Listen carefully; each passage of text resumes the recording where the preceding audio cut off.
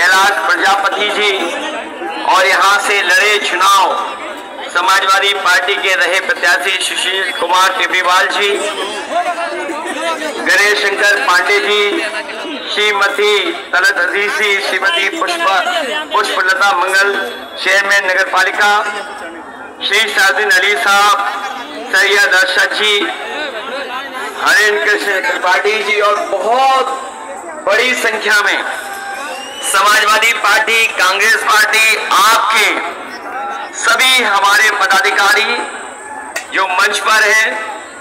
मैं देख रहा हूं कि बड़ी संख्या में, जहां ये तपती हुई दोपहरी है, गर्मी है और कोई ऐसा व्यक्ति नहीं होगा जिसके पसीना न निकल रहा हो। हम सब जितने लोग यहाँ खड़े हैं सब पसीना बहा रहे हैं और मैं जानता हूं ये पसीना व्यर्थ नहीं जाएगा। ये जो पसीना बहाया जा रहा है वो इसीलिए बहाया जा रहा है कि इस बार दिल्ली से सरकार में जो लोग हैं वो हटने जा रहे हैं। मैं एक एक चुनावी जनसभा में उपस्थित आदरणीय बुजुर्ग, किसान भाई, माताएं बहनें, नौजवान साथी और पत्रकार बंधुओं का बहुत बहुत धन्यवाद और आभार प्रकट करता हूं। मैं जहां देख रहा हूं पंडाल में तो लोग हैं ही हैं, लेकिन पंडाल के बाहर भी मैं देख रहा हूं दूर तक हमें लोग दिखाई दे रहे हैं, चाहे वो दाएं हाथ पर हो और चाहे बाएं हाथ पर, जहां छिपाने के लिए और छिपने के लिए, इस दोपहरी से बचने के लिए कोई जगह नहीं है, लेकिन सर पे अपना गमछा रख करके भी आप लोग जो समर्थन दिखा रहे हैं, सहयोग दे रहे हैं, मुझे पूरा भरोसा है कि इस बार इंडिया गठबंधन के प्रत्याशी वीरेंद्र चौधरी जी ऐतिहासिक वोटों से जीत करके जाने वाले हैं। ये बड़ा इत्तेफाक है इस बार। आज आखिरी दिन जब मैं महाराजगंज से मैं आया हूं तो बड़ा इत्तेफाक देखने को मिल रहा है। हमारे पत्रकार साथी जानते होंगे और यहाँ जितने लोग हैं, जागरूक लोग हैं, वो जानते होंगे। इधर पता नहीं क्या हो गया है दिल्ली वालों को। जो हमारे प्रधान सांसद जी हैं वो आजकल न जाने क्यों मां के पीछे पड़े हुए हैं। जो मां शब्द है, जो हमारे दिल्ली वाले प्रधान सांसद जी हैं, पता नहीं क्यों जो शब्द मां है उसके पीछे पड़े हुए हैं। और जब से उन्हें घबराहट हुई है, न केवल वो खुद डगमगाए हैं बल्कि उनकी जबान भी लड़खड़ाई है। और इधर जो सुनने को मिल रहा है कि जब उनकी ऊंचाई से जो गिरावट शुरू हुई है, जो वो गिरते जा रहे हैं, न जाने कहां जाकर के गिरेंगे, और जिनका काउंटडाउन शुरू हो गया है, वो लोग क्या कहते थे इस चुनाव में? कभी मीट की बात की, कभी मच्छी की बात की, कभी मुजरे की बात की, और अब सुनने में आया कि महात्मा गांधी जी की बात कर रहे हैं। ये जितने शब्द इन्होंने बोले हैं ये सब एम से शुरू होते हैं, मां से शुरू होते हैं, लेकिन ये एम शब्द के पीछे तो पड़े हैं। लेकिन मैं देख रहा हूं इस बार एम से महाराजगंज भी है, मां से महाराजगंज भी है। वो अगर उधर पीछे पड़े हैं तो महाराजगंज भी वाले भी इन भारतीय जनता पार्टी के लोगों के पीछे पड़े हैं। जब तक जमानत जब्त नहीं होगी तब तक महाराजगंज के लोग शांति से बैठने वाले नहीं हैं। जो लोग 400 पार का नारा दे रहे थे, जो लोग 400 पार का नारा दे रहे थे, बताओ 7वें चरण तक आते आते वो नारा अपना भूल गए कि नहीं भूल गए? और न केवल नारा भूल गए हैं, अब उन्हें डर सता रहा है कि कहीं 400 न हार जाए। और सच्चाई तो यही है, हमने आपने थोड़ी देर में समझने की कोशिश की सोचिए उन्होंने क्या नारा दिया, नारा दिया 400 पार। हम लोग बाद में समझ में आया कि 400 पार का मतलब हुआ कि 543 में 400 पार मतलब 143 सीटें। 400 हार मतलब 143। और सच्चाई तो ये है कि जनता का गुस्सा 7वें आसमान पे पहुंच गया है और 140 करोड़ की जनता इनको 140 सीटों के लिए तरसा देंगे। और सुना है कि अब वो दूर कहीं चले गए हैं। सुना है परिणाम आने से पहले ही दूर चले गए हैं, कहीं तपस्या के लिए दूर चले गए हैं, क्योंकि उन्हें भी तो कहना है आखिरी में जब परिणाम नहीं आएगा कि हमारी तपस्या में कुछ कमी रह गई थी।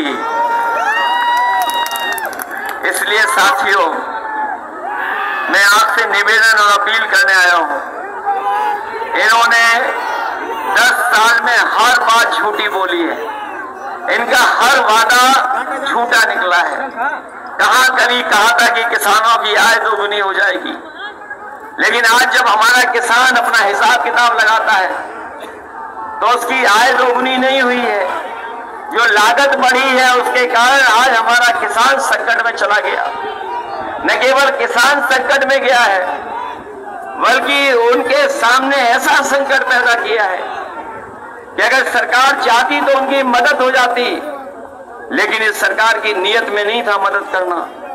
इन्होंने जब कर्ज माफ करने का फैसला लिया तो बड़े बड़े उद्योगपतियों के लिए नियम बनाया, और नियम ये बनाया कि 5 करोड़ से ऊपर जिनका कर्ज है उन्हीं का कर्ज माफ होगा। हमारा किसान, हमारा गरीब और हमारे गांव में रहने वाले लोगों का तो कर्ज हजारों या लाखों में है। इन्होंने ऐसा नियम बना करके हमारे गरीबों किसानों को धोखा देने का काम किया। 26 लाख करोड़ के लगभग इन्होंने देश के बड़े बड़े उद्योगपति, कारोबारी, कारखाना चलाने उनका कर्ज माफ कर दिया।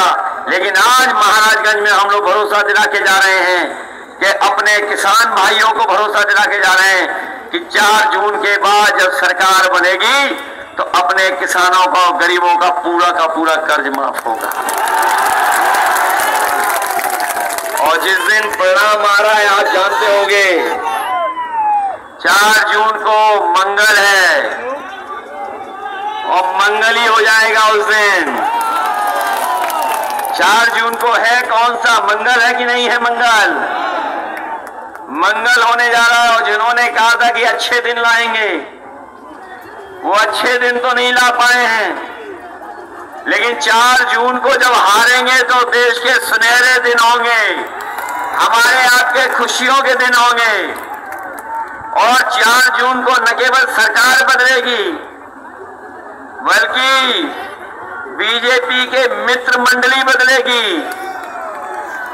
4 जून को मंगल के दिन न केवल मित्र मंडली बदलेगी, मंत्रिमंडल बदलेगा और मीडिया मंडल भी बदल जाएगा। और मीडिया वालों के लिए भी 4 जून खुशखबरी वाला दिन है। इनके लिए भी आजादी का दिन है उस दिन, ये भी आजादी मनाएंगे। बताओ आप लोग आजादी मनाओगे कि नहीं मनाओगे? चेहरे से तो लग रहा है कि अभी से ही ये खुशी मनाने लगे हैं। और मुझे जनता का समर्थन तो दिख ही रहा है, लेकिन हमें अपने प्रेस के साथियों का भी समर्थन लग रहा है। इसका मतलब ये हुआ कि महाराजगंज इस बार पलटने जा रहा है, बदलने जा रहा है, बीरेन चौधरी जी को जिताने जा रहा है। जहां हमारे किसान के सामने संकट पैदा किया, वही हमारे नौजवान जानते होंगे कि बड़ी मेहनत के साथ इन्होंने तैयारी की, बड़े कोचिंग कर करके, और इन्होंने परीक्षाओं की तैयारी की। जब भी ये लोग परीक्षा देने गए और घर लौट करके आए तो पता लगा कि जो परीक्षा लिख करके आए उसका पेपर रद्द हो गया है, पेपर लीक हो गया है। और अभी तक जितनी भी भर्तियां हुई हैं या जितनी भी परीक्षा हुई हैं, सबके पेपर लीक करा दिए। और याद रखना नौजवान साथियों, ये पेपर लीक नहीं हुए हैं, ये सरकार ने जानबूझ करके पेपर लीक किए हैं और इसलिए किए कि जिससे कि आपको नौकरी ना देनी पड़े, इसलिए पेपर लीक किए हैं। और पेपर लीक होने से आपको नौकरी तो मिली नहीं है, लेकिन जरा सोचना जा करके इन बीजेपी के लोगों ने 10 साल में आपका 1/3 जीवन बर्बाद करने का काम किया है। 1/3 जीवन बर्बाद किया है। न केवल इन्होंने नौकरियों के पेपर लीक कराए, बल्कि हमारा यहाँ का नौजवान जानता होगा, जो सपना देखता था कि भाग दौड़ कर करके जब फौज में भर्ती हो जाएगा तो उसे वर्दी पहनने को मिलेगी, उस सपने को भी तोड़ने का काम किया। जो नौकरी पक्की थी, उस नौकरी को आधा अधूरा बना दिया और ऐसा आधा अधूरा बनाया अग्निवीर वाली व्यवस्था में कि अगर वो शहीद हो जाएगा तो उसको सम्मान नहीं मिलेगा, जो सुविधाएं हैं वो भी नहीं मिलेंगी। इसलिए अपने नौजवानों को हम कहते जा रहे हैं कि आने वाले समय में जब सरकार बनेगी तो ये अग्निवीर व्यवस्था हमेशा हमेशा के लिए खत्म हो जाएगी। आपको पहले की तरह जो पक्की नौकरी थी, पक्की वर्दी पहनने को मिलती थी, वैसे ही आपको पक्की वर्दी और नौकरी देने का काम आने वाले समय में इंडिया गठबंधन करेगा। न केवल अग्निवीर व्यवस्था खत्म होगी, बल्कि आप जानते होंगे, सब लोगों ने बताया होगा मन से कि 30 लाख सरकारी नौकरियां खाली पड़ी हैं, जो इस सरकार ने जानबूझ करके नहीं भरी। ये जानते थे कि अगर भरेंगे तो नौकरी मिल जाएगी, लेकिन हमारे नौजवानों को नौकरी नहीं दी। 30 लाख नौकरियां अभी भी खाली हैं। हम अपने नौजवानों को भरोसा दिला के जा रहे हैं, आप तैयारी करिए, सरकार बनते ही 30 लाख नौकरियां आपको दे करके देने का काम करेंगे। इसलिए मदद करिए आप सब लोग। बताओ, मदद करोगे कि नहीं करोगे? हम अपने खाकी वर्दी पहनने वालों को भी सावधान करने आए हैं। अभी तो फौज की नौकरी हुई है 4 साल की, ये अगर बीजेपी वाले दोबारा आ गए तो खाकी वर्दी वालों की भी नौकरी 3 साल की हो जाएगी। ये जब मैं कहता हूं तो यही हमारे खाकी वर्दी पहनने वाले भाई लोग प्रेस से सवाल करवाते हैं कि बताओ कैसे हो सकता है ये। तब मैं प्रेस के लोगों को जवाब देता हूं कि बताओ, आपको क्या पता था कि बैंकें बिक जाएंगी? क्या आपको पता था कि रेलवे स्टेशन बिक जाएंगे? क्या आपको पता था कि हवाई अड्डे बिक जाएंगे? क्या आपको पता था कि सरकारी नौकरियां संविदा पर आउटसोर्स में चली जाएंगी? क्या आपको पता था जीएसटी लागू करके आपको महंगाई का सामना करना पड़ेगा? क्या आपको पता था कि आधी रात नोटबंदी हो जाएगी?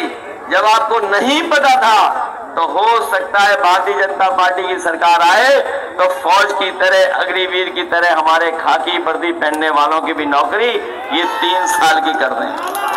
इसलिए सावधान हो कि नहीं हो? सावधान हो कि नहीं हो आप लोग? मैं आपसे सावधान भी करने आया हूं, वहीं आपको याद दिलाने आया हूं। बताओ, बोरी की चोरी हो गई कि नहीं हो गई? पहले 5 किलो की हुई, फिर 5 किलो की हुई। बताओ, खाद की बोरी से कितनी चोरी हो गई? 10 किलो की चोरी हुई कि नहीं हुई? कभी कभी मैं सोचता हूं ये बोरी की चोरी कहां से सीखे हैं। तब हमें याद आता है ये पार्ले जी के बिस्किट पैकेट से सीख के आए हैं। याद कीजिए, पहले पार्ले जी का बिस्किट पैकेट कितना बड़ा आता था, और जैसे जैसे महंगाई बढ़ी और मुनाफा कमाया उन्होंने, तो बताओ पैकेट कितना बड़ा हो गया।